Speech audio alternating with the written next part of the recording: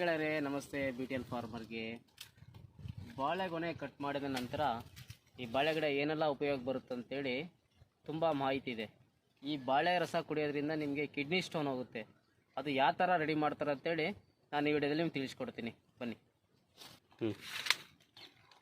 ಒಂದು ಗಿಡದ 4ರಿಂದ 3 ಅಡಿ ಉದ್ದ ಕಟ್ಕೊಂಡ್ರೆ ಈ ರಸ ಸ್ವಲ್ಪ ಜಾಸ್ತಿ ತೆಗಿಬೋದು, ಬಾಳೆ ಗಿಡದ ರಸ. ಹಾಗಾಗಿ ಇದನ್ನು ಕಟ್ ಮಾಡ್ಕೊಬೇಕು. ಕಟ್ ಮಾಡಿ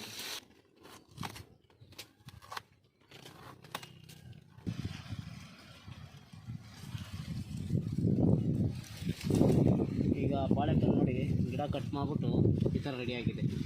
ಯಾವ ಥರ ಅಂತ ಹೇಳಿದ್ರೆ ಇದರಲ್ಲಿ ತುಂಬ ಹೋಲ್ ಮಾಡಿ ಇದರಲ್ಲಿ ನಾವು ಒಂದು 2 ಐಟಮ್ ಹಾಕಬೇಕು.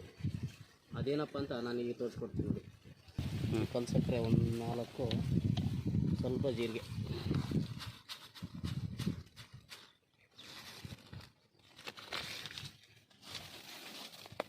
ಕಟ್ ಮಾಡಿ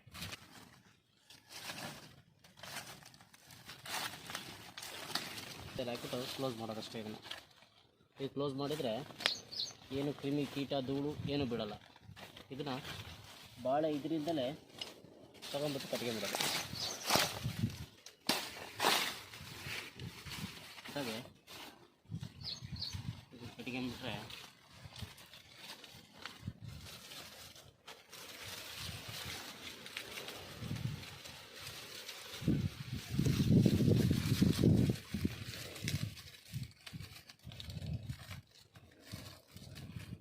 ಈಗ 24 hours ಬಿಟ್ಟು ಮತ್ತೆ ನಾಳೆ ಒಂದು ಈ ಟೈಮ್ ಓಪನ್ ಮಾಡಿಕೊಂಡ್ರೆ ರಸ ಬಂದಿರುತ್ತೆ. ಹಾಗೆ ಆಫ್ಟರ್ 24 hours ಆದಮೇಲೆ ಇದನ್ನು ಓಪನ್ ಮಾಡ್ತಾ ಇರೋದು ನೋಡಿ. ಓಪನ್ ಮಾಡ್ತಾ ಇದ್ದೀನಿ. ವಾಟ್ರ್ ಬಂದಿದೆ ಅಂತ ನೋಡಿ, ಬಂದಿದೆ ಆಲ್ರೆಡಿ. ಇದನ್ನೀಗ ಹೊರ ತೆಗೆಯೋದು ನೋಡೋಣ. ಆಫ್ಟರ್ ಜ್ಯೂಸ್ ರೆಡಿ ಆಗಿದೆ ನೋಡಿ. ಜ್ಯೂಸ್ ಆದ ನಂತರ ಕುಡಿತಿರೋದು.